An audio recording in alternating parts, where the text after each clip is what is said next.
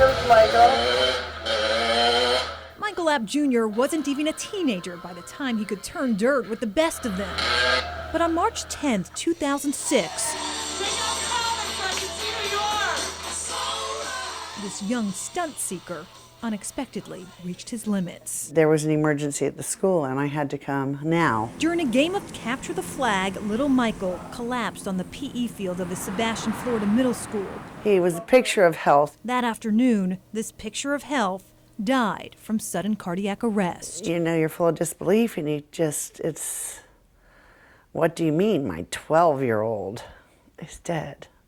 How can that be possible? Sudden cardiac arrest occurs when the heart unexpectedly stops beating. The condition kills more Americans each year than breast cancer, lung cancer, and AIDS combined. I miss everything about him, his voice. Yeah, just his presence. Adding to their grief, discovering a device nearby may have kept little Michael alive.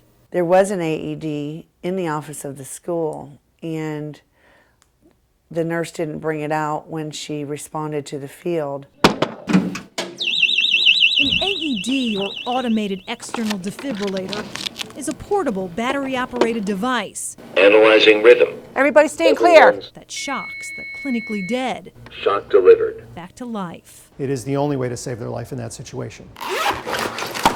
Analyzing. Applied within the first few minutes of sudden cardiac arrest, doctors say AEDs can increase a victim's chance of survival from 2% to upwards of 70%. Shock advised. What are you supposed to say? Everyone clear? But experts agree this life-saving tool Stand clear. Shock delivered. is far from saving the number of lives it should. I just knew a player went down. Josh Miller of Ohio was 15 years old and never had a chance when he collapsed during a high school football game 13 years ago. The helplessness of seeing my son pass away in front of my eyes, that no family needs to go through this. His high school wasn't equipped with an AED. Today, they have at least 6. But across the country, your chance of finding an AED is as spotty as the state rules that govern them. In schools, for example, Ohio leaves AED requirements up to school districts. In California, school AEDs aren't required at all. And in Florida, it's limited. State law only requires AEDs on public campuses with high school athletic programs, leaving to chance students attending private schools, middle schools, and elementary schools. So this really qualifies as a public health problem, major public health problem. Because AED advocates like Ben Barbaro, an ER doctor and professor in Arizona, say even when they're available, they're not always used. Remember, 12-year-old Michael Apt of Florida went into sudden cardiac arrest just feet from his school's AED. We were pretty outraged when we found out that it was there and it wasn't used. Sorry, I just get really upset over stuff like this because, I mean, there's just so much we could do and nothing's done. Claire Dunlap considers herself one of the lucky ones. There's no AED in many public places, public parks, public areas that there should be one.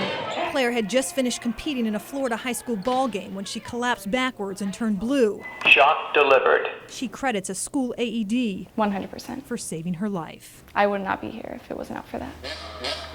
Michael's parents ultimately sued the school district and settled. The school he died at is now equipped with 3 AEDs. 7 years after Michael's death, Boy, I sure do miss him. his parents remain on a mission To stop this tragedy from happening to other families. I don't ever want anyone to have to go through this. The Michael Apt Jr. Have a Heart Foundation has donated more than 40 AEDs to schools and organizations across Florida. One recently saved a teen. We saved one family from the grief. Grief of knowing what happened Shock advised. just possibly didn't have to. I genuinely believe that could have saved his life, yes. And we wouldn't have to be having this conversation.